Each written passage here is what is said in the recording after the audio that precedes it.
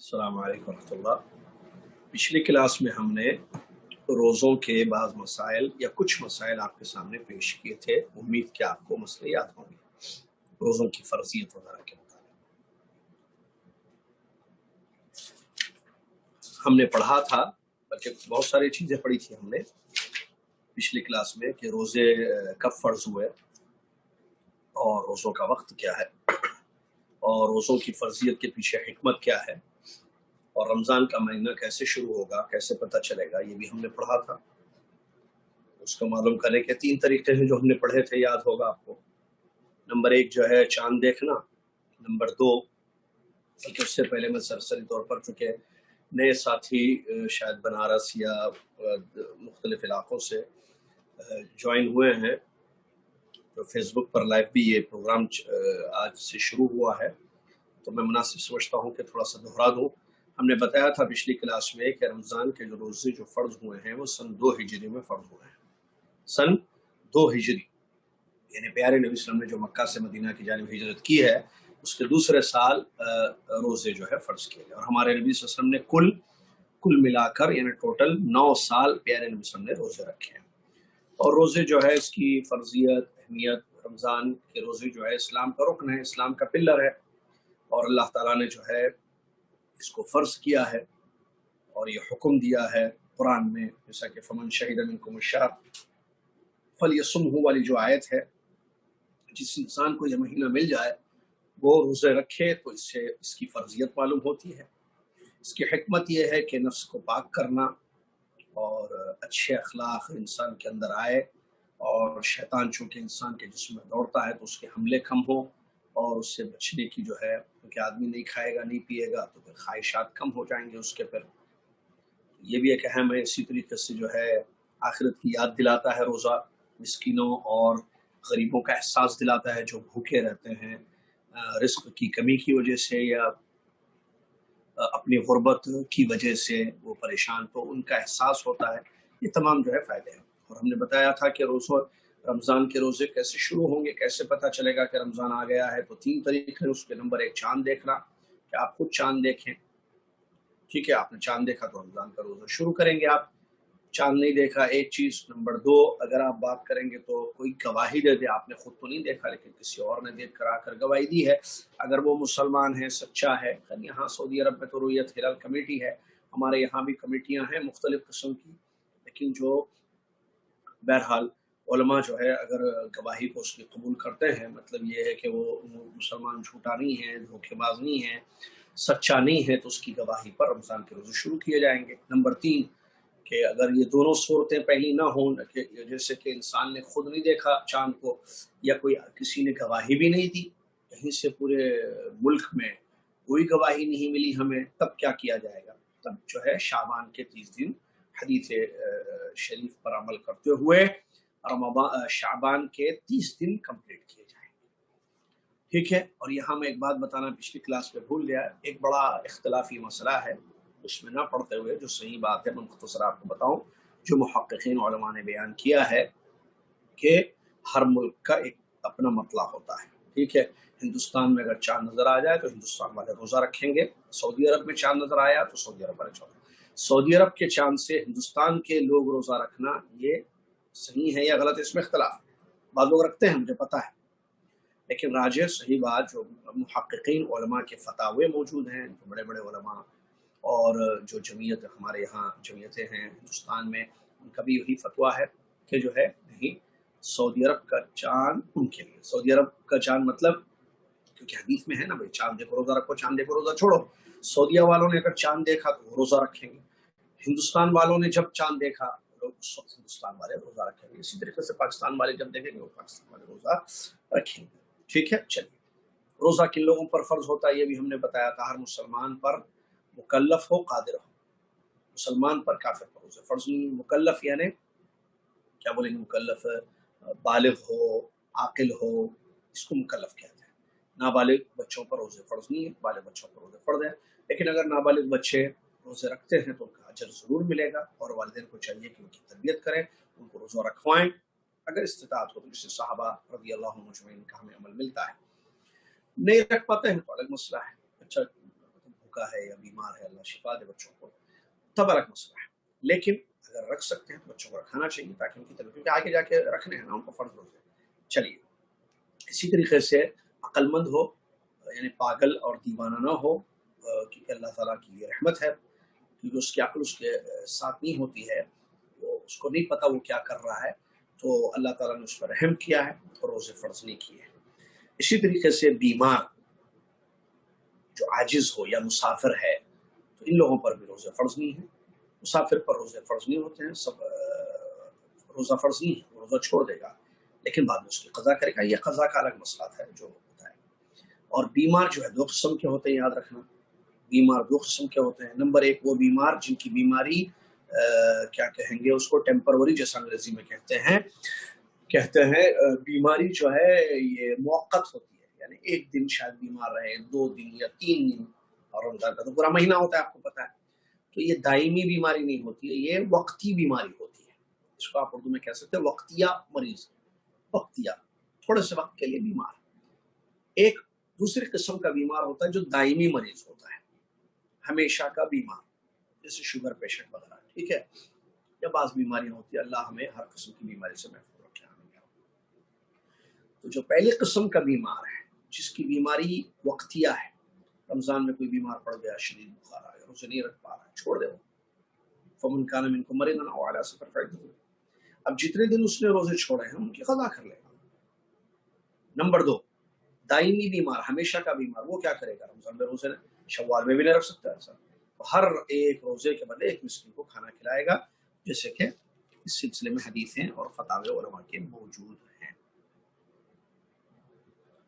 ٹھیک ہے. اور حیض و نفاس والی عورتیں بھی روزہ نہیں رکھیں گی اور بعد میں اس کی قضا کریں گی، نماز کی طرح نہیں. یہ بھی معلوم ہے مسئلہ، عورتوں کو خواتین جانتی ہیں اس مسئلے سے.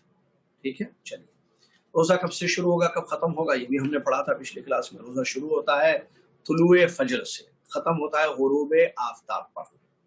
فجر کا وقت جیسے فجر کا وقت، طلوع فجر کہہ رہا ہوں میں، طلوع شمس نہیں کہہ رہا ہوں، طلوع آفتاب نہیں.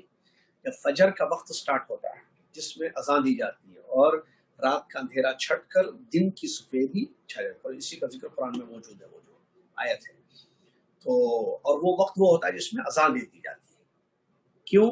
تاکہ لوگوں کو پتہ چلے کہ اب جو ہے روزوں کا وقت، دن شروع ہو رہا ہے، فجر کا وقت داخل ہو رہا ہے، وجہ اذان ہوگی اور روزے اپنا انسان جو ہے سٹارٹ کر دے، روزہ اپنا سٹارٹ کر دے، شروع کر دے. ٹھیک ہے.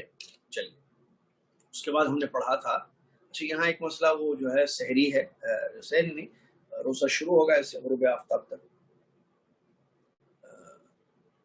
طلوع فجر سے. ٹھیک ہے. ہاں ٹھیک ہے، وہ آگے سحری میں آ جائے گا مسئلہ. سحری کرنا سنت ہے، واجب نہیں ہے. مطلب اگر کسی نے سحری نہیں کی اور روزہ رکھ لیا، روزہ صحیح ہوگا یا غلط ہوگا اس کا؟ جی صحیح ہوگا بالکل، روزہ اس کا غلط نہیں. کیونکہ جو چیز اس نے چھوڑی ہے وہ کیا کہتے ہیں، واجب نہیں ہے، وہ سنت ہے، اس پر ابھارا گیا ہے. مسلم کی حدیث ہے، بخاری مسلم کی، تسحروا فإن فی السحور برکہ، سحری کرو اس میں برکت ہے. لیکن اگر آدمی اٹھے اور وقت ختم ہو گیا، اذان ہو گئی ہے، تب تو کیا کھائے گا؟ کچھ نہیں کرے گا، سحری نہیں ہوگی اس کی. ٹھیک ہے. لیکن اگر کوئی کھا رہا تھا، پی رہا تھا، سحری کر رہا تھا اور اذان ہو گئی، تو حدیثوں کی روشنی میں علماء کے فتاوے ہیں کہ وہ اپنی غذا کو جو ہے مکمل کر لیں. ٹھیک ہے. چلیے. اور سحری رات میں 1 بجے نہیں ہوتی ہے، جیسے بعض لوگ رات میں 1-2 بجے کھا کے سو جاتے ہیں، اور سو جاتے ہیں تو سحری کے وقت سحری بھی نہیں کرتے جو وقت ہے تاخیر کرنا جو سنت ہے، اور فجر کی نماز بھی ان کی گول ہو جاتی ہے، پھر ان کا روزہ بھی. تو یہ لوگ بڑی غلطی کرتے ہیں. جیسے علماء نے کہا کہ ایک تو روزہ ان کا شروع ہوا رات میں 2 بجے سے، روزہ کہاں رات میں 2 بجے سے شروع ہوتا ہے؟ انہیں وقت سے پہلے انہوں نے روزہ شروع کر دیا، ایک. اور دوسری سنت جو تاخیر میں ہے، سحری تاخیر سے کرنا، وہ انہوں نے چھوڑ دی. نمبر 3 بہت بڑا کام کیا انہوں نے، غلط کام، اور وہ ہے فرض نماز انہوں نے فجر کی چھوڑ دی. یہ غلط ہے، اس کا خیال رکھنا چاہیے. چلیے اسی طریقے سے ہم نے جو ہے وہ بھی پڑھا تھا، کیا افطار کے بارے میں یہ ہے کہ افطار جو ہے جلدی کرنا ہے. اللہ کے رسول نے فرمایا میری امت خیر پر ہوگی جب تک وہ افطار جلدی کرے گی. دیکھیں کتنی بڑی بات ہے، خیر پر ہوگی امت جب تک افطار رمضان کے یا روزوں کا افطار وقت پر ہوگا، امت خیر پر ہوگی، خیر پر ہوگی. اللہ اکبر. اور جلدی کا مطلب کیا ہے؟ سورج غروب ہو جائے تو میں نے بتایا تھا ٹیکنالوجی کا دور ہے، سب کے ہاتھوں میں فون ہیں، گھڑیاں ہیں، ماشاءاللہ تبارک اللہ، تو سب کو پتا ہے آپ کہاں ہیں، آپ بنارس میں ہیں، آپ دلی میں ہیں، آپ دمام میں ہیں، آپ جدہ میں ہیں، آپ کے ہاتھ میں فون ہے، آپ کو پتہ چلے گا کہ آپ کے گاؤں میں، آپ کے شہر میں کس وقت سورج غروب ہو رہا ہے، دیکھ لیجیے، بسم اللہ کھجور کھا لیجیے، سیرنگ بجا نہیں بجا، وہ ہمارے محلے کی اذان نہیں ہوئی، ابھی ادھر سے اذان، وہ ان لوگوں کی اذان، یہ کیا ہے سب، ان لوگوں کی اذان ہو گئی، ان کی اذان نہیں ہوئی، ان کی نہیں، اذان دینی چاہیے سورج غروب ہوتے ہی۔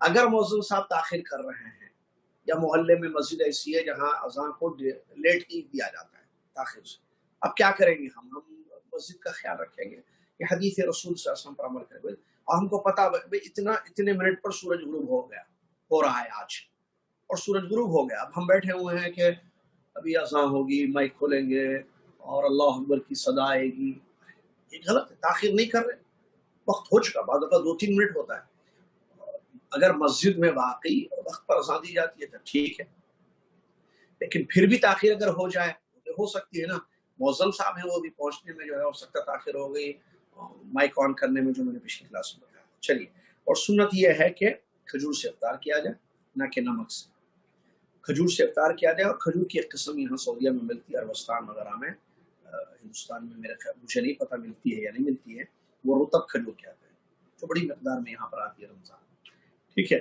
یہ رمضان سے قبل، تو رطب کھجور سے پیارے نبی صلی اللہ علیہ وسلم ایک قسم کی کھجور ہے، اور رطب، تو رطب سے جو ہے آپ افطار فرماتے ہیں، رطب نہ ہوتی تو عام کھجور ہے، وہ بھی نہیں ہوتے تو کچھ گھونٹ پانی پی لیتے تھے، اور کوئی خاص دعا افطار کی نہیں ہے، جیسے اللہم لک صمت وعلی رزقک وافطرت، یہ صحیح حدیث سے ثابت نہیں ہے، بسم اللہ کہیں گے اور افطار کریں گے، البتہ افطار کھانے کے بعد، جیسے آپ نے کچھ پھل لے لیے، پانی پی لیا، دودھ پی لیا، ٹھیک ہے، یا جو بھی جوس وغیرہ ہے، کھانے پینے کے بعد افطار ہو جائے، جیسے کھجور بھی کھا لیں، کافی افطار ہو گیا، اس کے بعد ایک دعا ہے جو پڑھنی ہے، چاہے وہ کھجور کھانے کے بعد کریں یا سارے افطار میں جو چیزیں رکھی گئی ہیں وہ سب کھانے کے بعد پڑھیں، کوئی حرج نہیں ہے، ذهب الظماء وابتلت العروق وثبت الاجر انشاءاللہ، یہ حدیث سے ثابت ہے دعا، ٹھیک ہے۔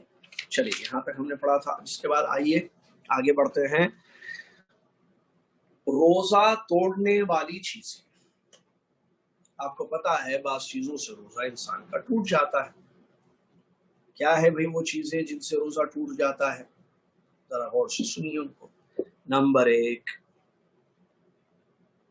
جماع، ہم بستری بیویوں سے، جس کو انٹرکورس کہیں، شرمگاہ کا شرمگاہ سے مل جانا، انٹرکورس ہم اس لیے کھل کر کہہ رہے ہیں، بعض لوگ ہاتھ لگانے کو بھی سمجھتے ہیں اس سے بھی شاید روزہ ٹوٹ جائے گا، ہاتھ لگانے سے روزہ نہیں ٹوٹ جائے گا، ٹھیک ہے، گلے میں ہاتھ ڈالنے سے، بوسہ دینے سے روزے نہیں ٹوٹتے ہیں، تو یہاں جماع کیا مراد مطلب ہم بستری ہے جو سمجھتے ہیں، بعض لوگ ہم بستری کا معنی بھی غلط سمجھتے ہیں، اس لیے انٹرکورس بولنا پڑتا ہے، سمجھانا پڑتا ہے، بعض لوگ بازو سو جائیں گے تو بھی جو ہے روزہ ٹوٹ جائے گا، اس سے بھی عجیب عجیب سوالات رمضانوں میں آتے ہیں، نہیں، اس سے روزہ نہیں ٹوٹتا ہے، جماع ہم بستری سے روزہ ٹوٹ جاتا ہے، اس میں کوئی شک نہیں ہے، اگر کسی نے رمضان کے دن میں روزے کی حالت میں ہم بستری کی انٹرکورس کیا تو اس کا روزہ ٹوٹ گیا، اور اس پر بڑا سخت جو ہے کفارہ ہے، غلام کو آزاد کرنا، ورنہ جو ہے 2 مہینے مسلسل 60 دن روزے رکھنا، یا جو ہے 60 مسکینوں کو کھانا کھلانا، بہت سخت کفارہ ہے، گناہ کے ساتھ ہوگا۔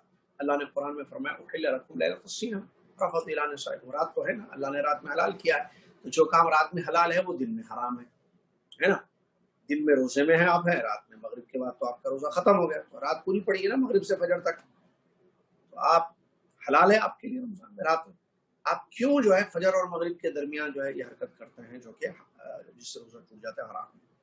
نمبر 2، ہم بستری کے علاوہ مشت زنی یا کسی اور حرکت سے، ماسٹربیشن جس کو انگلش میں کہتے ہیں، اپنے مادے کو یا منی کو نکالنا، یہ بھی جو ہے اس سے بھی روزہ ٹوٹ جاتا ہے، لیکن اس پر قضا ہوگی، کفارہ نہیں ہوگا، جیسے کہ علماء کے فتوے موجود ہیں، ٹھیک ہے۔ یہاں ایک مسئلہ بتانا ہے، احتلام اگر ہو جائے کسی کو، ایک تو ہوتا ہے خود کرنا حرکت، آپ خود نہیں کر رہے، خود وہ چیز ہو گئی، ایک ہوتا ہے نکالنا، ایک ہوتا ہے نکلنا، آپ نے نکالا چیز کو تو یہ گناہ بھی ہے، اور وہ کیا کہتے ہیں اس کو، روزہ ٹوٹ جائے گا، لیکن ایک چیز نکلتی ہے احتلام، اس سے کوئی روزہ روزے میں فرق نہیں ہو رہا، روزہ بالکل صحیح ہوگا، چونکہ وہ احتلام کی وجہ سے جسم ناپاک ہو جائے گا، اس کا وہ اٹھ کر غسل کر لے گا اور اپنا روزہ مکمل رکھے گا۔ چلیے، اس کے بعد تیسری چیز جو جس سے روزہ ٹوٹ جاتا ہے وہ ہے جان بوجھ کر کھانا کوئی بھی چیز یا پینا۔ ہم نے کہا جان بوجھ کر، کیوں کہا ہم نے جان بوجھ کر؟ میں کیوں کہہ رہا ہوں جان بوجھ کر؟ اس لیے کہ بھول سے اگر کھا لے روزہ نہیں ٹوٹے گا، غلطی سے کھا لے پی لے روزہ نہیں ٹوٹے گا، ٹھیک ہے؟ اس کی بھی دلیلیں موجود ہیں۔ اللہ کے نبی صلی اللہ علیہ وسلم نے بیان فرمایا من اکل او شرب ناسیا فلیتم صومه فإنما اطعمه الله وسقاه۔ اگر کوئی بھول کر کھا لے یا پی لے تو وہ اپنا روزہ رکھے، اس لیے کہ اللہ نے اس کو کھلایا، اللہ نے اس کو پلایا۔ اور اللہ تعالیٰ فرماتا ہے قرآن میں کلوا واشربوا حتى يتبين لكم الخيط الابيض من الخيط الاسود من الفجر ثم اقيموا الصيام الى الليل۔ کھاتے رہو پیتے رہو یہاں تک کہ رات کا اندھیرا چھٹ کر صبح کی سفیدی ظاہر نہ ہو جائے، پھر اپنے روزوں کو رات تک مکمل کرو۔ یہاں ایک بات کہ انجیکشن ہوتا ہے نا، انجیکشن سے روزہ نہیں ٹوٹتا ہے، لیکن اگر وہ یعنی دوا والا ہو، دوا کا انجیکشن ہو تو روزہ نہیں ٹوٹتا ہے۔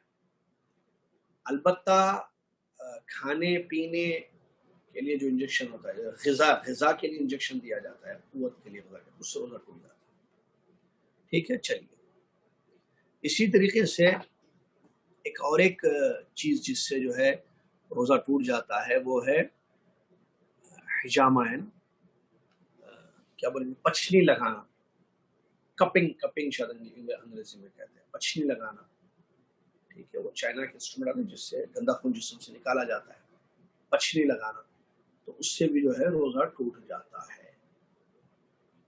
لیکن خود خون نکلے جسم سے، انسان کی چوٹ لگنے کی وجہ سے نکل کر بہہ جائے تو نہ روزہ ٹوٹتا ہے نہ وضو ٹوٹتا ہے، یہ بات ذہن میں رکھیں۔ اسی طریقے سے پانچویں چیز جس سے روزہ ٹوٹ جائے گا وہ ہے قے، الٹی، آنا نہیں کرنا، دونوں میں فرق ہے۔ الٹی آ گئی، الٹی کی آپ نے، آپ بولیں گے بھائی الٹی کرتا بھی ہے، وہ مسئلہ ہے، بتایا جا رہا ہے۔ اگر کوئی کہے کہ نہیں یہ کیا کھلا دیا آپ نے، یہ سالن مجھے پسند نہیں تھا، سحری میں آپ نے یہ کھلا دیا، اب میں نکال دوں گا پورا، انگلی ڈال رہا ہے اندر سے پورا نکال رہا ہے، الٹی جان بوجھ کر کر رہا ہے، ٹھیک ہے؟ تو اس کا روزہ گیا۔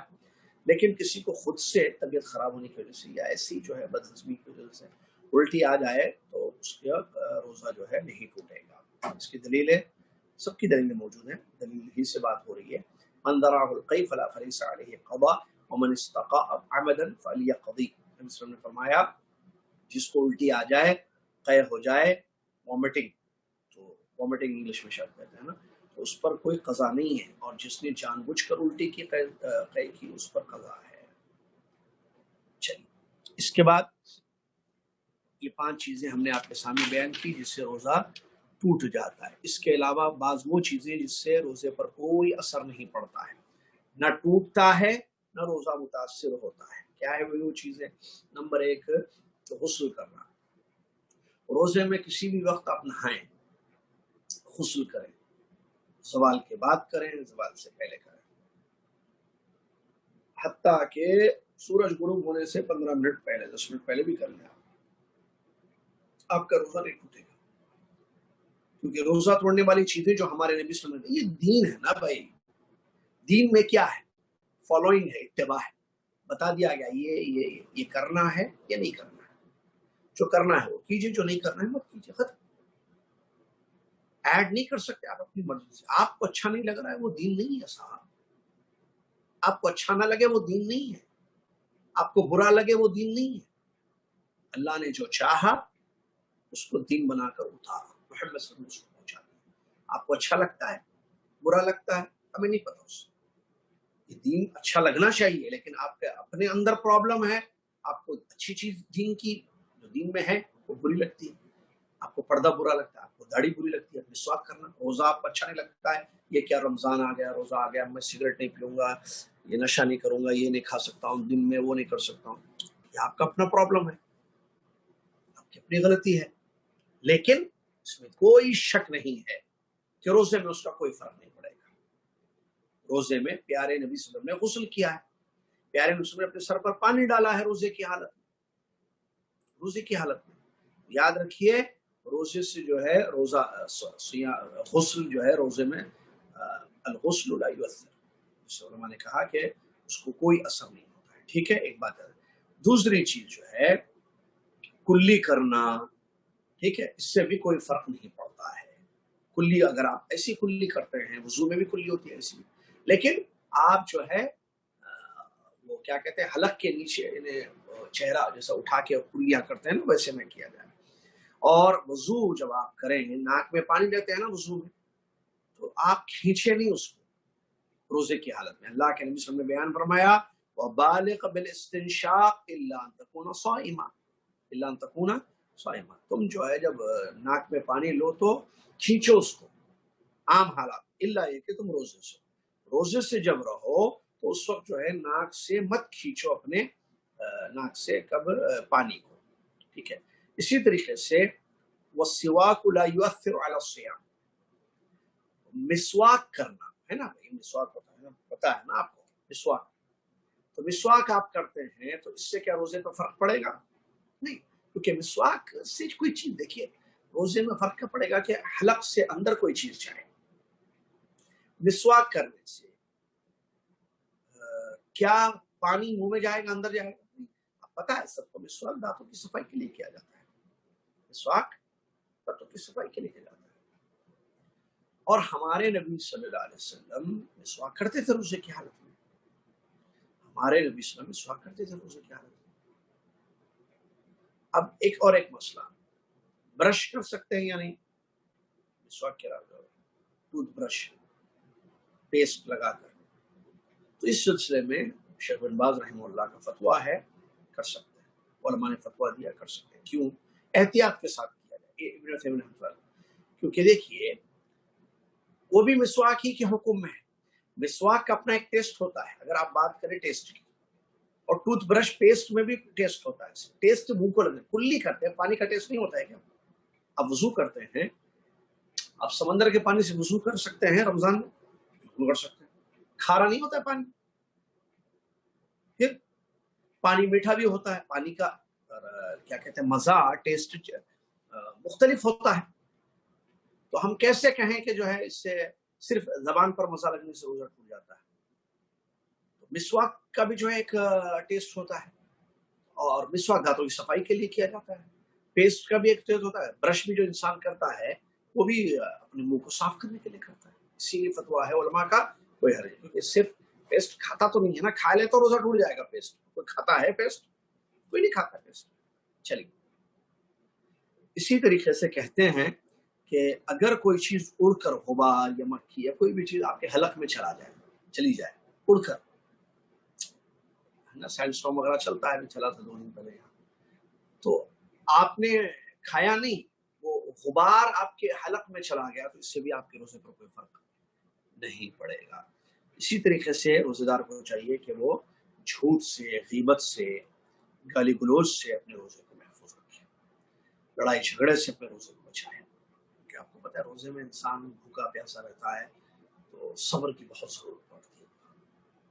کوئی مارے گا اس کو، کوئی کچھ کرے گا، کوئی کسی سے جھگڑا ہو جائے گا، افطار لانے گیا، ارے بھائی پہلے ہم کو دے دیجئے پھل، ارے پہلے ہم کو دیجئے، ارے گاڑی ہٹاؤ یہاں سے. تو غصہ آتا ہے. انسان کو چاہیے کہ اپنے غصے پر کنٹرول کرے، صبر کرے، اور گالی نہ دے. گالی ویسے ہی حرام ہے، روزے میں ہو یا بنا روزے کے ہو. اور غیبت بھی نہ کرے، جھوٹ ویسے ہی حرام، غیبت جھوٹ یہ تم چیزیں حرام ہے، روزے میں بھی نہ کریں، عام دنوں میں بھی نہ کریں. اگر کوئی جو ہے اس سے لڑائی جھگڑا کرتا ہے یا اس کو برا بلا کہتا ہے تو وہ کہہ دے انی صائم، میں روزے سے ہوں بھائی، میں روزے سے ہوں. روزے دار کے لیے نصیحت یہ ہے کہ وہ اپنے روزے کی حفاظت کرے ہر توڑنے والی چیزوں سے اور ہر غلط چیز سے، اور اپنے روزے کو عبادتوں میں مصروف رکھیں. اللہ کا ذکر کرے روزے میں، صیام، تلاوت قرآن پاک میں، اور نفل نماز کی کثرت میں، اور مسجدوں میں بیٹھے اللہ کی عبادت کرے. تو یہ بہت ضروری ہے. آپ کو وہ حدیث معلوم ہونی چاہیے. اللہ کے رسول نے بیان فرمایا من لم يدع قول الزور والعمل به فليس لله حاجة في ان يدع طعامه وشرابه. نبی علیہ السلام نے فرمایا کہ جو جھوٹ کو یا جھوٹ پر عمل کرنے کو نہیں چھوڑتا ہے، اللہ تعالیٰ کے ایسے انسان کے روزے کی ضرورت نہیں ہے کہ وہ اپنا کھانا پینا چھوڑ کر روزہ رکھے۔ سمجھ میں آیا نا؟ بالکل نہیں، غلط ہے۔ اللہ تعالیٰ کو ایسے روزے پسند نہیں ہے جو روزے جو ہے رکھے جائیں، آدمی اللہ کے ڈر سے کھانا نہیں کھا رہا ہے، اکیلے میں تب بھی بھوک لگی ہے تب بھی نہیں کھا رہا ہے، اکیلے میں ہے پیاس لگی ہے پانی نہیں پی رہا ہے، لیکن جھوٹ بول رہا ہے۔ بھئی یہ کس نے منع کیا روزے میں کھانا؟ اللہ نے منع کیا، اسی اللہ نے اسی اللہ نے جھوٹ سے بھی منع کیا، اسی اللہ نے گالی گلوچ سے بھی منع کیا۔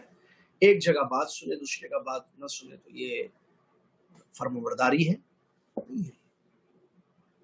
یہ اللہ کے ساتھ ادب نہیں ہے کہ اللہ کی ایک بات ہم سنیں دوسری بات چھوڑ دیں۔ اللہ کی ایک بات نہیں بلکہ اللہ کی تمام باتیں سننا یہ اللہ کا ادب ہے، اس کی اطاعت کرنا مکمل یہ اس کا ادب ہے۔ تو اللہ سے دعا ہے، سلسلہ جاری رہے گا فقہ کا۔ اللہ سے دعا ہے کہ اللہ تعالیٰ مجھے اور آپ کو توفیق دے اس بات کی کہ ہم جو ہے کیا کہتے ہیں اس کو، روزوں کی حفاظت کریں، اور یہ علم رہے ہمیں کہ روزہ کس سے خراب ہوتا ہے، کس سے ٹوٹ جاتا ہے۔ اللہ تعالیٰ ہمارے روزوں کو قبول فرمائے، بلکہ اس سے پہلے دعا یہ ہے کہ رمضان جو سایہ فگن ہے، اللہ تعالیٰ وہ رمضان کا مہینہ پانے والا ہم سب کو بنا دے، آمین یا رب العالمین۔ رکے رہیے، حدیث باقی ہے۔ ہم نے عقیدہ پڑھ لیا، اور عقیدے میں جو ہے روزوں سے کیا تعلق ہے وہ ہم نے پڑھ لیا، تقریباً 6 یا 7 مسئلے میں نے بیان کیے، اور ابھی فقہ کی کلاس میں ہم نے روزہ توڑنے والی چیزوں کو پڑھا۔ اب 1 منٹ کے بعد انشاءاللہ حدیث آئے گی، حدیث کا گھنٹہ شروع ہوگا، حدیث کی کلاس، اور اس میں ہم انشاءاللہ بھی آپ کے سامنے پڑھائیں گے، آپ کو پڑھائیں گے، بتائیں گے بعض حدیث سے جو رمضان کے روزوں سے متعلق ہے۔ تو رکے رہیے، کہیں مت جائیے۔